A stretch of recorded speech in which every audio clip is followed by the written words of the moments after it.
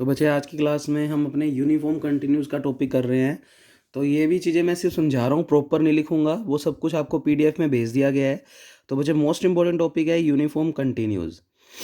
Uniform continuous की definition भी paper में पूछी जा सकती है, तो मतलब समझते हैं यूनिफॉर्म कंटिन्यूस किसको कहते हैं।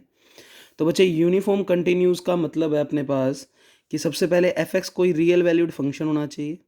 रियल वैल्यू का मतलब वो कभी भी इमेजिनरी वैल्यूज़ नहीं देगा। तो कोई F x real valued function है जो किसी भी इंटरवल ए कोमा बी में, या कह दो आई नाम दे दिया इस इंटरवल को, किसी इंटरवल में या डोमेन में डिफाइन है। और इस तरीके से डिफाइन है कि आप इस इंटरवल से कोई मर्जी दो पॉइंट लो, x1 और x2, हमने कोई भी दो पॉइंट लिए, इंटरवल कह सकते हैं, डोमेन कह सकते हैं। डोमेन का मतलब कैसी भी शेप का कोई भी स्ट्रक्चर है, उसके अंदर बहुत सारे पॉइंट्स होंगे, तो आप रैंडमली कोई भी दो पॉइंट्स लो और आप लेकर चलो। यानी यूनिफॉर्म कंटिन्यूस प्रूव करने के लिए हम हमेशा जो भी दो पॉइंट्स इस डोमेन से मांग रहे हैं, उन दोनों का माइनस का मोड करके उसको डेल्टा से छोटा रख देंगे, जहाँ पर डेल्टा कोई ना कोई पॉजिटिव कांस्टेंट है, बहुत छोटा पॉजिटिव कांस्टेंट लिख सकते हो साइड में, डेल्टा ग्रेटर देन 0। ये तो लेकर चलेंगे और प्रूव करेंगे।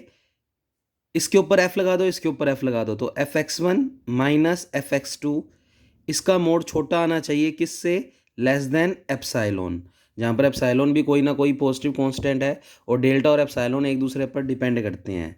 Delta and epsilon depends on each other, यानी एप्साइलोन को डेल्टा की टर्म्स में और डेल्टा को एप्साइलोन की टर्म्स में लिखा जा सकता है, ऑन ईच अदर। तो बच्चे ये डेफिनेशन है यूनिफॉर्म कंटिन्यूस की। मीनिंग समझो क्या है। देखो, हम सिर्फ कंटिन्यूस की बात करते थे तो हम किसी पर्टिकुलर ए पॉइंट पर बताते थे, यानी सिंगल एक पॉइंट के लिए कंटिन्यूटी चेक करते थे। पर वो कहता इस डोमेन के अंदर जितने भी पॉइंट हैं, जितने भी इनफाइनाइट पॉइंट्स हैं, कहता अगर सारे पॉइंट ही कंटिन्यूटी की डेफिनेशन रखते हैं, यानी इनमें से रैंडमली कोई भी दो पॉइंट्स उठा लो, तो x1 और x2 उठाया मैंने, आगे फॉर ऑल लगाया, इसका मतलब इसके सारे पॉइंट्स की बात हो रही है। तो x3 x4 भी उठा सकते हो, x5 x6 भी उठा सकते हो, कोई मर्जी दो पॉइंट उठाओ, उनके बीच का डिस्टेंस का मोड लेस देन डेल्टा लेकर चलो और प्रूव करो कि उनके ऊपर फंक्शन लगने पर उनका मोड लेस देन एप्सिलॉन आ जाए। अगर आ जाए तो आप कहोगे कि इस डोमेन के हर पॉइंट पर फंक्शन कंटिन्यूज है, और अगर किसी डोमेन के हर पॉइंट पे फंक्शन कंटिन्यूज हो तो उसे बोलते हैं यूनिफॉर्म कंटिन्यूज, एक समान सतत, यानी पूरे डोमेन के हर पॉइंट पे फंक्शन कंटिन्यूज है। सिर्फ कंटिन्यूज की बात करते हैं तो पर्टिकुलर एक पॉइंट की बात करते हैं, पर यूनिफॉर्म कंटिन्यूज अगर दिया हुआ है तो इसका मतलब उस डोमेन में अगर 1000 एलिमेंट है, 1000 पॉइंट है, तो हजारों पॉइंटों पे फंक्शन क्या होगा, कंटिन्यूज, तो उसे क्या कहेंगे, यूनिफॉर्म कंटिन्यूज। तो ये डेफिनेशन है बच्चे, पेपर में लिख कर आनी है आपको, अगर सेक्शन ए में पूछता है तो। फिर उसके बेस पे कुछ दो तीन छोटे छोटे क्वेश्चन हैं, आ जाते हैं, कई बार पूछ लेता है। तो पहला क्वेश्चन हम परफॉर्म कर रहे हैं, मैं शॉर्टकट में लिख रहा हूँ। आपको एफ एक्स नाम का एक फंक्शन दिया हुआ है एक्स स्क्वेयर, कहता है इसको प्रूव करो कि ये -2 से 2 इंटरवल में, इंटरवल दिया हुआ है -2 से 2, कहता है एक फंक्शन एफ एक्स बराबर एक्स स्क्वेयर है और उसे प्रूव करो कि वो -2 से 2 के अंदर हमेशा यूनिफॉर्म कंटिन्यूज है। अब अच्छा, यूनिफॉर्म कंटिन्यूज के लिए मैंने आपको बताया है कि आप ये लाइन लेकर चलोगे और ये लाइन प्रूव करोगे। तो मैंने रैंडमली इस इंटरवल से दो पॉइंट लिए, तो लिखने का तरीका, सबसे पहले आपने दो पॉइंट लिए किस इंटरवल से, -2 से 2 इंटरवल से, फिर लेकर चलोगे x1 माइनस x2 का मोड लेस देन डेल्टा, इसको मार्क कर देते हैं इक्वेशन नंबर 1। तो लगभग प्रॉपर ही लिखवा रहा हूँ, बस वर्डिंग्स पूरी पूरी नहीं लिखवा रहा। जैसे ये चीज़ गिवन है, फिर टू प्रूव में आप लिखोगे ये लाइन, तो इस तरीके से नोट्स में लिखा हुआ है अच्छे से, मतलब तरीके से लिखा हुआ है नोट्स में, उस वे में आप लिख कर आओगे। फिर हमें प्रूव क्या करना है, हमें प्रूव करना है बच्चे, इसके ऊपर f लगा दो, F X one minus F X two, इस पूरे का मोड किससे छोटा, एप्सिलॉन, ये लेकर अगर आ गए तो थ्योरम प्रूव हो जाएगी कि ये फंक्शन इस इंटरवल में यूनिफॉर्म कंटिन्यूज है। तो बच्चे ये चीज़ शो करनी है बस, तो इसको बुला लेते हैं। तो बच्चे हमने अलग से बुला लिया F X one minus F X two को। अब बात करें एफ एक्स वन की, एफ एक्स वन कितना होगा, एक्स वन का स्क्वायर। तो इक्वेशन ये एफ एक्स बराबर एक्स स्क्वायर दिया हुआ है, अगर यहाँ पर एक्स वन रखूँगा तो यहाँ पर भी एक्स वन आ जाएगा, तो ये बन जाएगा एक्स वन का स्क्वायर। फिर माइनस करके एफ एक्स टू की बात करूँ तो एक्स टू का स्क्वायर, तो ये बन गया जी एक्स टू का स्क्वायर। अब हम लोगों ने थोड़ी बहुत मैथ तो पढ़ी हुई है, तो A square minus B square को क्या लिखते हैं, A plus B, A minus B, तो इसको लिख देंगे बच्चे X one plus X two और X one minus X two. तो इसमें फॉर्मूला लगा दिया A plus B A minus B. अब मोड जो है वो मल्टीप्लाई में है तो दोनों पे अलग अलग कर दो।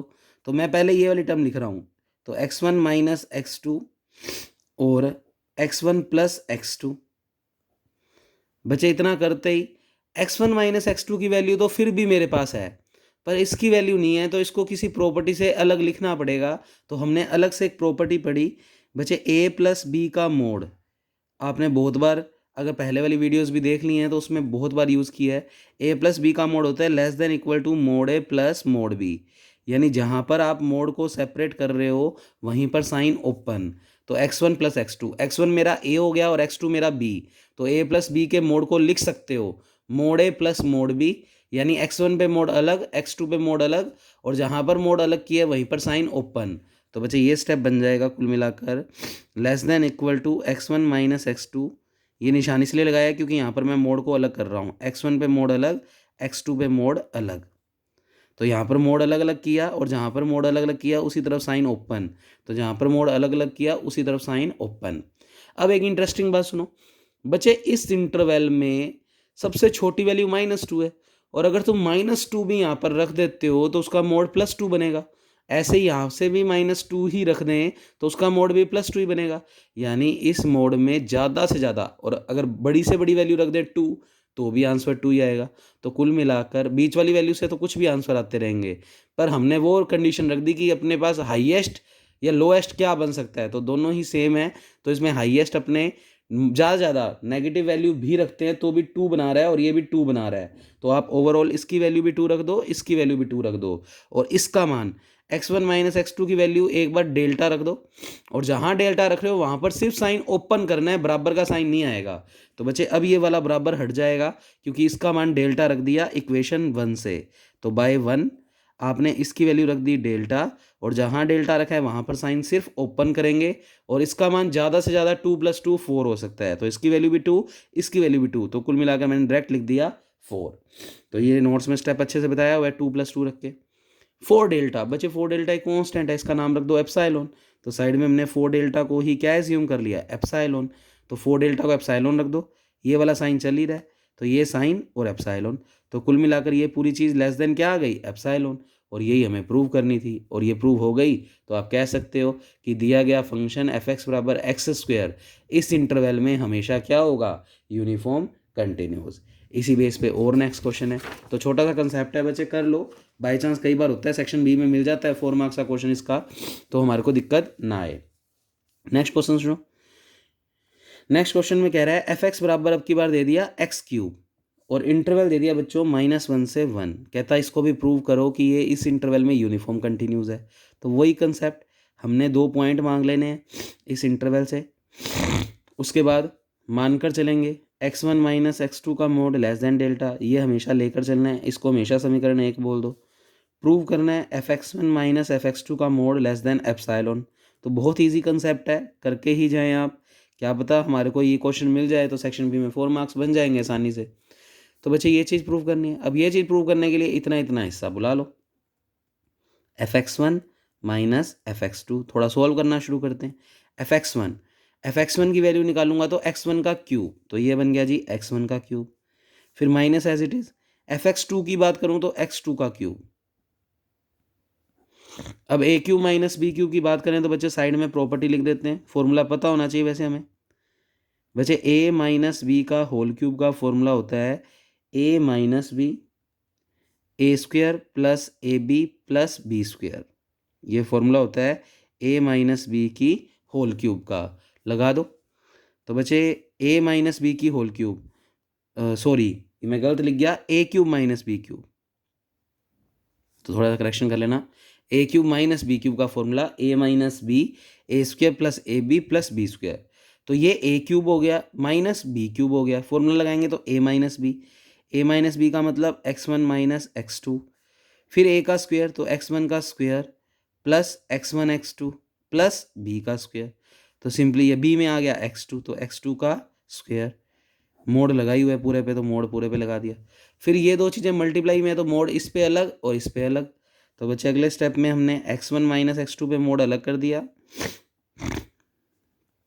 तो मल्टीप्लाई में चीज़ होती है तो सिंपली मोड अलग अलग हो जाता है। x1 x2 प्लस x2 का स्क्वायर, ये नेक्स्ट स्टेप हो गया।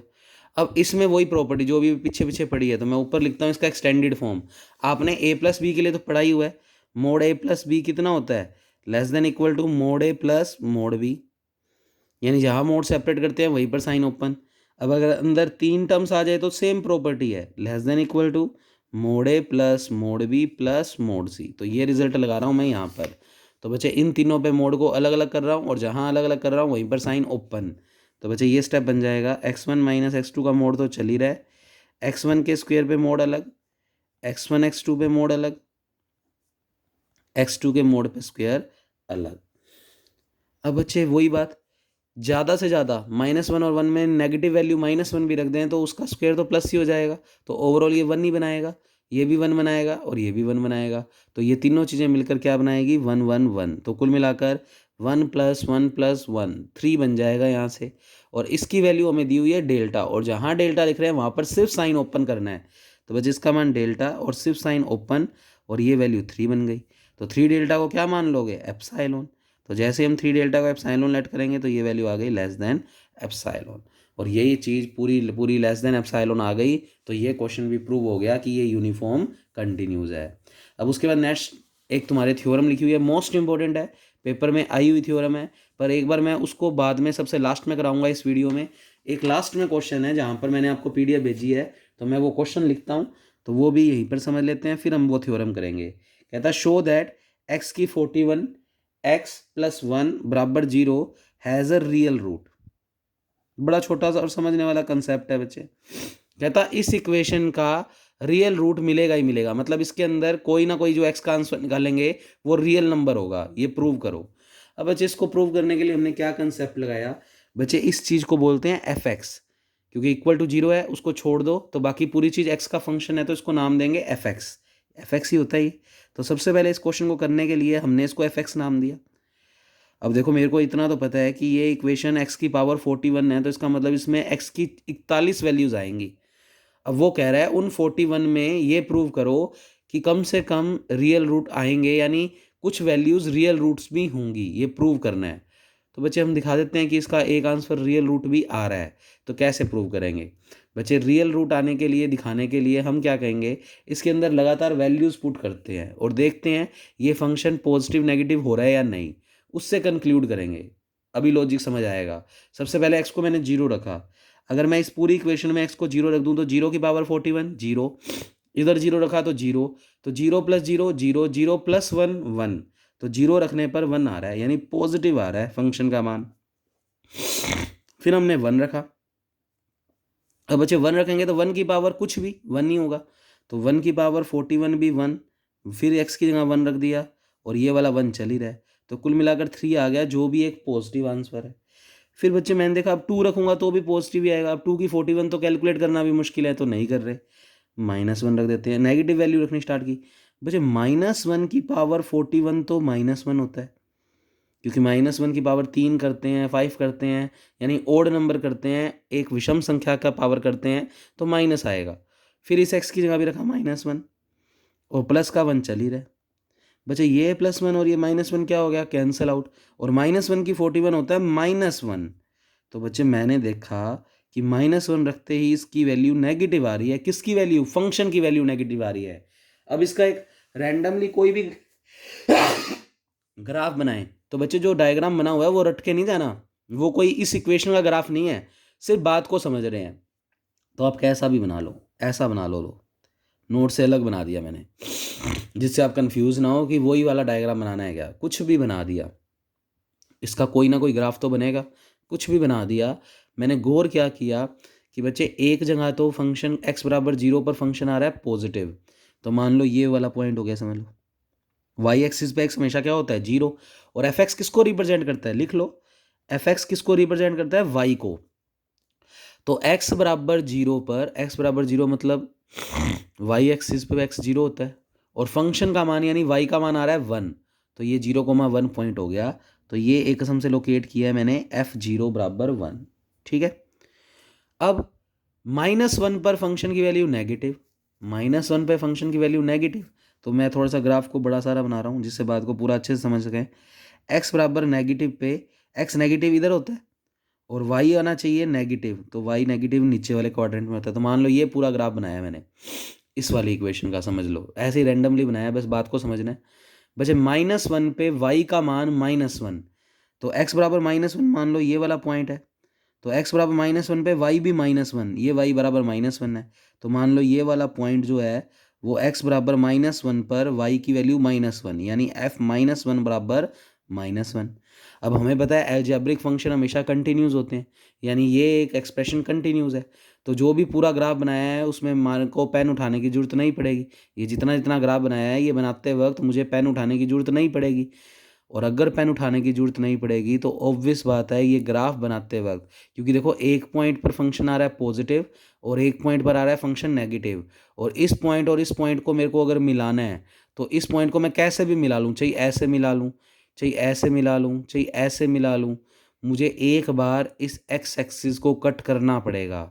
और एक्स एक्सिस को कट करते हैं तो एक्स एक्सिस पे वाई का मान कितना होता है 0, और एक्स एक्सिस पे वाई का मान 0 होने का मतलब एक्स की एक ऐसी वैल्यू मिलेगी जिसके लिए ये वाई 0 हो जाएगा। भाई इसको एफ एक्स बोला है हमने, तो एक्स की ऐसी कोई वैल्यू मिल रही है, क्योंकि ये एक बार ग्राफ जरूर एक्स एक्सिस से टकराएगा, और अगर एक्स एक्सिस से टकराएगा तो वही एक्स की ऐसी वैल्यू होगी जिस पर वाई का मान कितना होगा 0, यानी एफ एक्स का मान कितना होगा 0।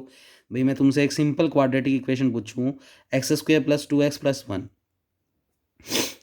तो तुम इसके रूट निकालोगे। इसके रूट कैसे निकालते हो, इस क्वाड्रेटिक इक्वेशन को सोल्व करोगे। बचे इस क्वाड्रेटिक इक्वेशन को सोल्व कर रहे हैं तो x + 1 का होल स्क्वायर, तो x की वैल्यू क्या आ रही है -1 कितनी बार 2 बार, तो x बराबर -1 इसका रूट है, और x बराबर -1 एफ एक्स में रखते हैं तो वो 0 आ रहा है। देखो कैसे, ये एफ एक्स है, एफ एक्स कितना है x² + 2x + 1, और अगर मैं x बराबर -1 रखता हूँ तो आप क्लियरली देख पा रहे हो ये 0 बना रहा है। इसका मतलब -1 इस इक्वेशन का रूट है, तभी वो इसको एफ एक्स को क्या बना रहा है 0, और एफ एक्स को क्या बोलते हैं y।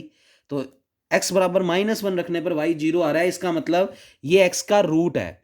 तो हम यहाँ पर देख पा रहे हैं कि अलजेब्रिक फंक्शन हमेशा कंटिन्यूज होते हैं, और हमने कुछ पॉइंट्स पुट किए, तो एक पॉइंट पर फंक्शन पॉजिटिव और एक पॉइंट पर फंक्शन नेगेटिव, तो ग्राफ एक पॉइंट पर पॉजिटिव और एक पॉइंट पर नेगेटिव, और क्योंकि फंक्शन कंटिन्यूज है तो ये दोनों पॉइंट्स को मिलाते वक्त मेरे को पेन उठाने की जरूरत नहीं पड़ेगी, और नहीं पड़ेगी तो ये कहीं ना कहीं एक्स एक्सिस से टकराएगा, और अगर एक्स एक्सिस से टकराएगा तो एक्स एक्सिस पे वाई हमेशा 0 होता है, यानी एफ एक्स 0 होता है, और एफ एक्स अगर 0 आ जाए किसी एक्स की वैल्यू के लिए तो इसका मतलब वो हमें कोई ना कोई रूट देगा, और ये रियल लाइन है। एक्स एक्सिस को क्या बोलते हैं, रियल लाइन। तो बच्चे इसका मतलब हमें एक रूट जरूर मिल रहा है, तो वो किस रेंज में मिल रहा है, जब हमने 0 पे पुट किया तो 1, -1 पे पुट किया तो -1, तो 0 से -1 इंटरवल के बीच में बहुत सारी रियल वैल्यूज़ हैं, तो 0 से -1 के बीच में बहुत सारी वैल्यूज़ हैं जिसमें कोई ना कोई एक एक्स ऐसा आएगा मिल रहा है, तो वही हमारा क्या होगा, रियल रूट।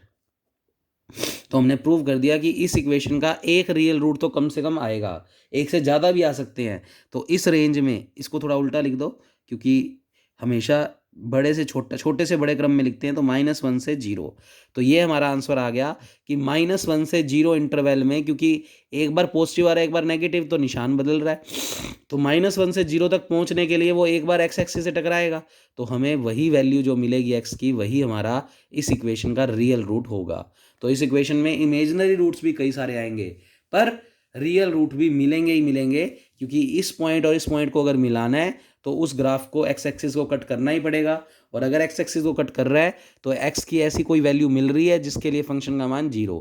अब एग्जैक्ट वैल्यू तो नहीं पता, क्योंकि इतनी पावर हमने कभी सोल्व की नहीं, पर रेंज बता दी कि इस रेंज में कोई एक पॉइंट ऐसा आएगा जो एक्स की रियल वैल्यू होगी, और वो इसका क्या होगा, रूट। क्यों होगा, क्योंकि वो इसको रखने पर फंक्शन को क्या बना रहा है, 0, वाई को 0 कर रहा है, तो इसका मतलब वो एक्स का क्या है, रूट, उस इक्वेशन का क्या है, रूट। तो बस ये लिख कर आना है एज इट इज़ लाइन, तो ये इस तरीके से आप लिख कर आओगे। अब लास्ट थ्योरम कर रहे हैं आज की, इसी के साथ तुम्हारा ये वाला पेपर पूरा डन हो जाएगा बच्चे।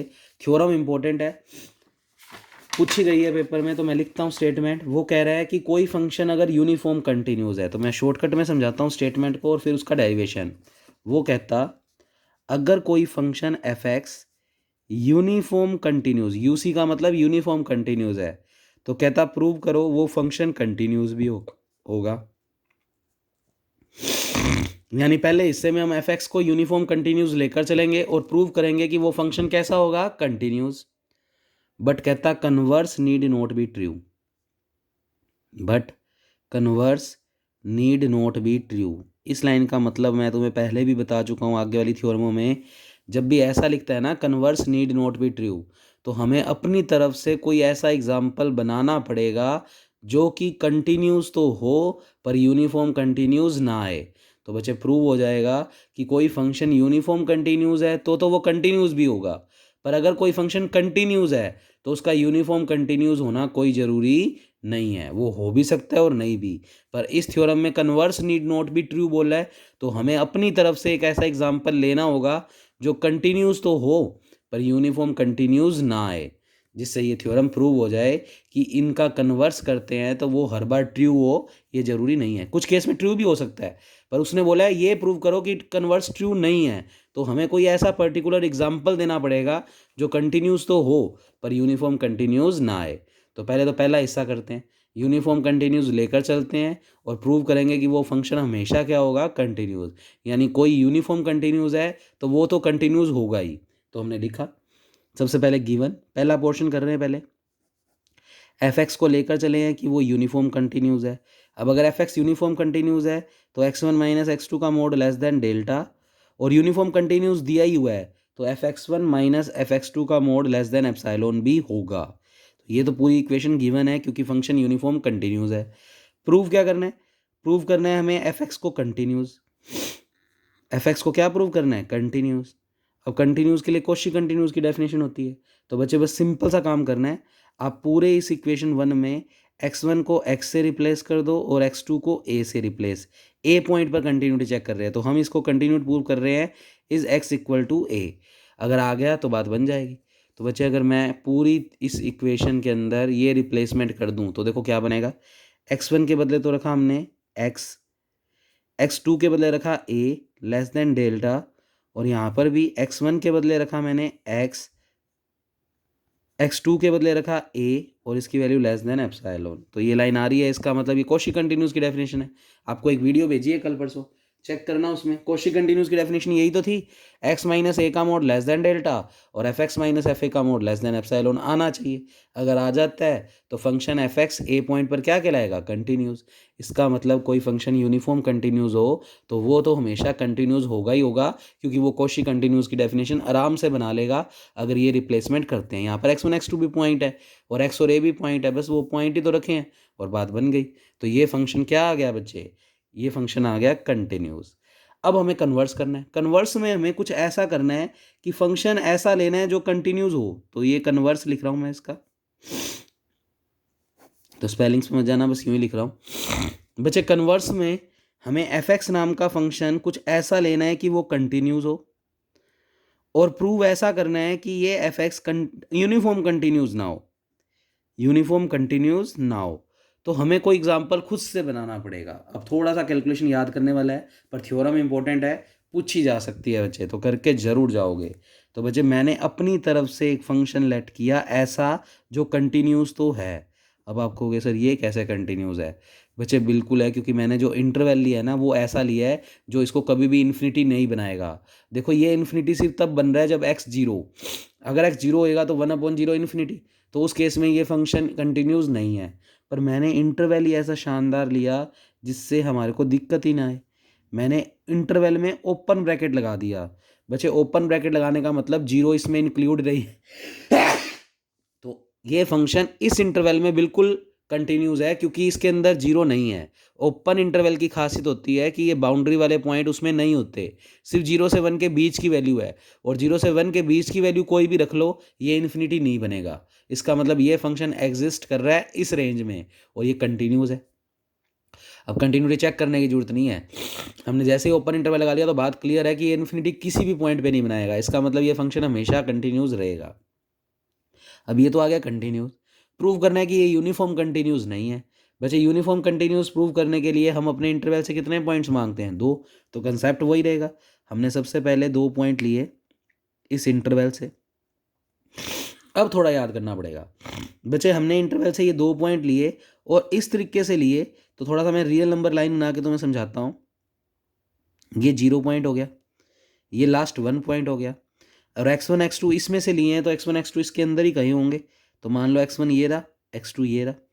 अब x1 को मैं क्या मानकर चलाऊं, क्योंकि x1 का x2 से कुछ ना कुछ तो रिलेशन होगा, तो पर्टिकुलर यूनिफॉर्म कंटिन्यूस नहीं प्रूव करना, तो हम सब कुछ मानकर चल रहे हैं ये कंजप्शन, तो याद रखनी है। पर ऐसा कुछ नहीं है कि कुछ गलत भी मान रहे हैं, हो सकती है पॉसिबिलिटीज, तो ऐसी मान सकते हैं। x1 को मान रहे हैं कि वो x2 पॉइंट का जस्ट हाफ है। डायग्राम में x2 को वैसे भी बाद में दिखाया है, तो x2 मान लो 1/2 है, तो इसको 1/4 मान लिया। तो 1/4 जस्ट क्या है, 1/2 का हाफ, तो 1/2 का हाफ करेंगे तो 1/4 आ जाएगा, ऐसे याद रख लो। फिर और क्या मानकर चले, x2 जो है वो तुम्हें दिख रहा है कि x2 0 से 1 के बीच की कोई वैल्यू है, तो हमने लिखा साइड में x2 जो है वो 0 से किसके बीच की वैल्यू है, 1 की। अब बचे डेल्टा भी क्या होता है, डेफिनेशन में ये डेल्टा क्या होता है, पॉजिटिव, 0 से बड़ा। तो ये मानकर चले हैं कि x2 0 से तो बड़ा है, पर डेल्टा नाम का जो पॉजिटिव है, तो यहाँ चाहो तो शो कर दो जिससे कंफ्यूज ना हो। तो x2 0 से तो बड़ा है पर डेल्टा से क्या है, छोटा। ये कंडीशन हम साथ में लेकर चलें, तो ये एजम्पशंस याद रखनी पड़ेंगी इस क्वेश्चन को करने के लिए। अब यूनिफॉर्म कंटिन्यूस के लिए हम हमेशा एक लाइन तो मानकर चलते हैं, x1 माइनस x2 का मोड किससे छोटा लेकर चलते हैं, डेल्टा। समीकरण नंबर दे दो इसको a, और प्रूव करते हैं हम fx1 माइनस fx2। तो कंसेप्ट वही रहेगा जो प्रूव करने का तरीका रहता है, बस थोड़ी सी ये एजम्पशन हमने माननी है थ्योरम को दिखाने के लिए कि वो यूनिफॉर्म कंटिन्यूज नहीं आएगी। तो लाइन अगर लेस देन एप्सिलॉन आएगी तो यूनिफॉर्म कंटिन्यूज आ जाएगा, पर अगर निशान कोई दूसरा आ गया तो फिर ये यूनिफॉर्म कंटिन्यूज नहीं है।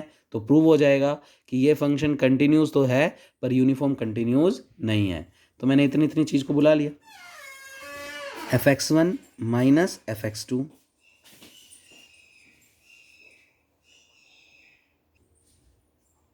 तो बच्चे देखें ध्यान से, मैंने इतने इतने पोर्शन को बुला लिया। अब fx1 की बात करूं तो fx1 की वैल्यू यहाँ से निकालेंगे तो 1/x1, तो 1/x1, फिर माइनस का साइन है तो माइनस का साइन, fx2 की वैल्यू निकालेंगे तो 1/x2। अब हमने कुछ मानना हुआ है उसको रखते हैं। तो बच्चे ये वैसे तो सोल्व करना पॉसिबल नहीं था, इसीलिए हमने ये एजम्पशंस मानी है। पहले वाले क्वेश्चन में तो x1 स्क्वायर x2 स्क्वायर था, x1 क्यूब x2 क्यूब था, तो सोल्व किया जा सकता था। अब इसको सोल्व करके रिजल्ट लाना मुश्किल है, क्लियरली सब कुछ बताना मुश्किल है। तो ये एजम्पशंस की कुछ गलत नहीं मानी, डायग्राम से आपको बताने की कोशिश भी की कि ये ऐसा ऐसा पॉसिबिलिटी हो सकती है। तो x1 की वैल्यू रख दो x2/2, तो x1 का मान रख दो x2/2, तो ये बनेगा बच्चे x1 का मान रख देंगे x2/2, और ये चल ही रहा है माइनस का 1/x2 एज इट इज़। फिर ये ऊपर चला जाएगा 2, तो ये स्टेप बन जाएगा बच्चे 2/x2 माइनस 1/x2। बच्चे दो में से अगर एक जाएगा, भाई ये 2 टाइम्स है 1/x2, ये 1 टाइम है, तो दो में से एक जाएगा, मतलब सिंपली सोल्व कर दो तो x2 तो एलसीएम आ जाएगा और 2 - 1 1 हो जाएगा। तो कुल मिलाकर दो में से एक गया 1, तो 1/x2 बन गया। अब x2 क्योंकि 0 और डेल्टा के बीच में और पॉजिटिव वैल्यू ही है, क्योंकि 0 से 1 के बीच में सारी पॉजिटिव वैल्यू आएगी, तो x2 पॉजिटिव 1 पॉजिटिव, तो उसके ऊपर मोड का कोई मीनिंग नहीं है, तो मोड हटा दिया। तो कुल मिलाकर ये वैल्यू सोल्व होते होते 1/x2 आ गई, तो मोड हटा दिया हमने।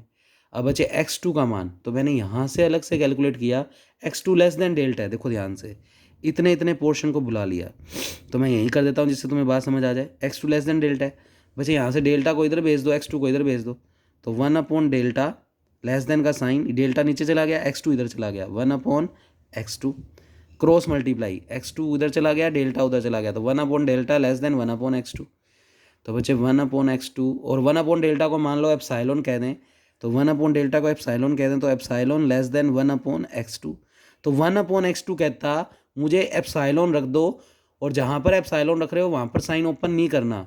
तो 1/x2 कहता मैं बड़ा हूँ, 1/x2 कहता मैं बड़ा हूँ, 1/x2 कहता मैं बड़ा हूँ किससे, एप्सिलॉन से। तो कुल मिलाकर ये चीज़ ग्रेटर देन एप्सिलॉन आ गई, और अगर ये चीज़ ग्रेटर देन एप्सिलॉन आ गई तो ये हमारी प्रॉपर्टी को सेटिस्फाई नहीं करती। आंसर लाना था ये चीज़ लेस देन एप्सिलॉन, पर अपने आप ये चीज़ ग्रेटर देन एप्सिलॉन आ गई, इसका मतलब ये यूनिफॉर्म कंटिन्यूस की डेफिनेशन को सेटिस्फाई नहीं करती। तो नीचे लिख देंगे that means fx is not an uniform continuous. तो बच्चे यहाँ पर आपका कंसेप्ट खत्म हो गया है। तो इतना काम अगर आप हायर कैलकुलस की बुक में करके जाते हो तो श्योरली आपके मार्क्स बच्चे पूरे हैं 100 and 100। ओके बच्चे, थैंक यू।